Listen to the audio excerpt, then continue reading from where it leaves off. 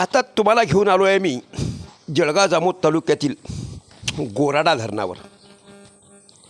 कधी काळी या धरणाने जळगाव जामोद शहराची तहान भागवलेली आहे, पण अलीकडे या गोराडा धरणाची अवस्था संबंधित विभागाच्या हलगर्जीपणामुळे खस्ता झालेली आहे. आज रोजी या धरणातून पाणीपुरवठा हा शेतीसाठी होतो. असं असलं तरी कधी काळी जळगाव शहराला प्राण असलेलं हे धरण आगामी काही काळात हा जळगाव जामोदसाठी एक काळ होऊ शकते, अशी भीती सामाजिक कार्यकर्ते वानखळे यांनी जळगाव व्यक्त केली. जामोद शहराला काही काळापूर्वी पाणी पुरवठा करणाऱ्या गोराडा धरणावर मध्यंतरी प्रलय झाला होता, ढगफुटी झाली होती. तेव्हा जळगाव शहरामध्ये करोडो रुपयाचं नुकसान झालं आणि त्याला कारणीभूत हे इथलं हे धरण आहे. कारण या गोराडा धरणाच्या देखभाल दुरुस्तीवर प्रशासनाचं साफ दुर्लक्ष असल्यामुळे त्याचे परिणाम जळगावकरांना भोगावे लागले आणि शासनाला करोडो रुपयाचा भूदंड या धरणाच्या अर्थशून्य कारभारामुळे आलेला आहे. त्यामुळे या शहरात आणि आगामी काळातसुद्धा असं काही नुकसान होऊ नये म्हणून जे काही डागडुजी किंवा दुरुस्ती या धरणाची पाहिजे त्याकडे प्रशासनानं लक्ष वेधावं, अशी माझी म्हणणी आहे. या अनुषंगानं बाजूलाच शेती आणि एक सदन व्यक्तिमत्व असणारे डॉक्टर वानखळे माझ्यासोबत आहेत. मी डॉक्टर वानखळेंना विचारतो, साहेब हे त्यावेळेस नुकसान झालं तेव्हा काय परिस्थिती होती? हे दिनांक 22/7/2024ला महाप्रलय आपल्या जिल्ह्यामध्ये किंवा आपल्या 2 तालुक्यामध्ये झाला. त्यावेळेस मी जवळपास शेतामध्येच होतो सकाळी. हो, तर जवळजवळ 22 मिनटात हे धरण भरलं आणि एकेकाळी 1-2 महिने धरण भरायला लागायचे. बरोबर. पण इतका महापूर आला, इतकं पाऊस झाला की त्यावेळेस हे 22 मिनिटात फक्त धरण भरलं. आणि आपण जे इथं आता उभे आहे, हो हो, सांडव्याचा ओव्हरफ्लो झाल्यानंतरही सांडव्यातून पाणी मावत नसल्यामुळे तर इथून हे धरण फुटलं. बरं.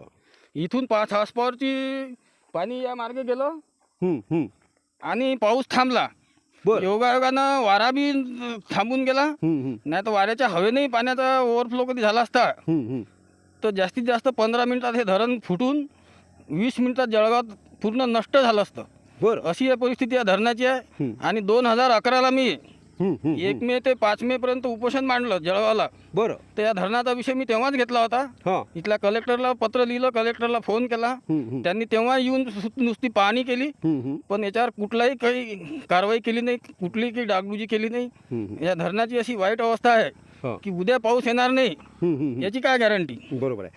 समजा मी असं म्हणतो की जळगाव शहराला कधी काळी जळगाव शहराची ताण भागवणारे धरण होतं. हा, आता जळगाव शहराला वान नदीच्या किंवा त्या वान धरणातून पाणी पुरवठा होते. त्यामुळे या धरणाचा सध्या उपयोग काय आहे? या धरणाचा उपयोग आता शेतीसाठी आहे. हां हां पिण्यासाठी वान धरणाचं पाणी आल्यामुळे हां. या धरणाचा पाण्याचा नगरपालिकेने इथून पाणी पुरवठा बंद केलेला आहे. बरं. कारण जळगावला आता वान डॅममधून पाणी पुरवठा होते.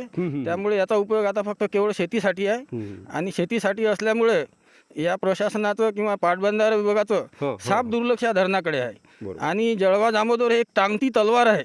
बरोबर. केव्हाही असा पाऊस येऊन हां हां हां. पाऊस निसर्गाचा पहिल्यासारखा निसर्ग राहिला नाही. बरोबर. केव्हा प्रकोप होईल, काय होईल काही सांगता येत नाही. असे उदाहरणं आपल्या देशात भरपूर झालेले आहेत. बरोबर. आमची शासनाला तुमच्या माध्यमातून हेच मागणी आहे की याची तात्काळ दखल घ्यावी. कारण धरण हे फुटलं. सांडव्याच्या बाजूने एक टेकडी आहे. हो. टेकडीच्या बाजूने थोडासा बांध होता. तिथून पाण्याचा ओव्हरफ्लो गेल्यामुळे जळगाव शहर हे वाचलेलं आहे. बरोबर. कारण ते जर फुटलं नसतं तर इथून 100% इथून पाणी निघून गेलं असतं आणि 20 मिनिटात जळगावचा काय सत्यानाश झाला असता. बरोबर आहे. तरी प्रशासन दखल घेत नाही. इथं तात्पुरती यांनी डागडुजी केली आणि टँकर आणून इथलं जे याचा वरण असते पाण्याचा शेवटचा जो पाला पाचोळा जमा होते, या पाटबंधारा विभागाच्या लोकांनी अधिकाऱ्यांनी ते टँकर आणून सर्व साफसफाई धुवून काढलं आणि तात्पुरती इथं डागडुजी केलेली आहे. या थैल्या भरल्या आणि मातीनं आणि पेपर टाकला. याचा पाण्याशी याचा अर्थात काही संबंध नाही. पाऊस जर असाच आला एखाद्या वेळेस ते धरण केव्हाही फुटू शकते. बरोबर. त्यामुळे याची दखल तुमच्या माध्यमातून घेण्यात यावी अशी माझी शासनाला विनंती आहे. निश्चितच जळगाव शहरावर टांगती तलवार असल्याचं डॉक्टरांनी म्हटलेलं आहे. आणि एवढं मोठं धरण आणि या नदी पहाडातून येणाऱ्या नदीमुळे या भागामध्ये जर पाणीसाठा जास्त झाला आणि अशी जर दुरावस्था जर प्रशासनाची किंवा साफ दुर्लक्ष जर असलं तर निश्चित जळगाव शहराचा ही टांगती तलवार आहे आणि जळगाव शहरात यामुळे महाप्रलय होऊ शकते आणि जळगाव शहरातल्या नागरिकांना ती एक धोक्याची घंटा किंवा एक धोक्याची टांगती तलवार त्या जळगाव दाभोळ शहराकडे आहे. दुसरी कॅमेरामन गोष्ट अशी की या सांडव्याची रुंदी वाढवायला पाहिजे, बरं कारण सांडव्याची रुंदी कमी आहे, त्याच्यातून पाणी एक्स्ट्रा जर पाऊस झाला तर त्याच्यातून पाणी जात नाही. हां. आणि इथं पाणी जे येते जास्तीत जास्त या भिंतीच्या खाली 2 फूट पाणी राहते. बरं मातीची भिंत आहे, केव्हाही फुटू शकते. बरोबर. म्हणून शासनानं तात्काळ याची रुंदी वाढवावी धरणाची, हां. नाही तर केव्हाही एक गंभीर समस्याला सामोरे जावं लागेल इथल्या नागरिकांना आणि प्रशासनाला सुद्धा एकाला रोषाला सामोरे जावे लागेल. बरोबर. निश्चितच या अनुषंगानं या धरणाच्या अनुषंगानं कारवाई व्हावी अशी डॉक्टर वानखळे यांची मागणी आहे. कॅमेरामॅन सुरेश प्रल्हाद दातार, साक्षीदार न्यूज, जळगाव जामोद.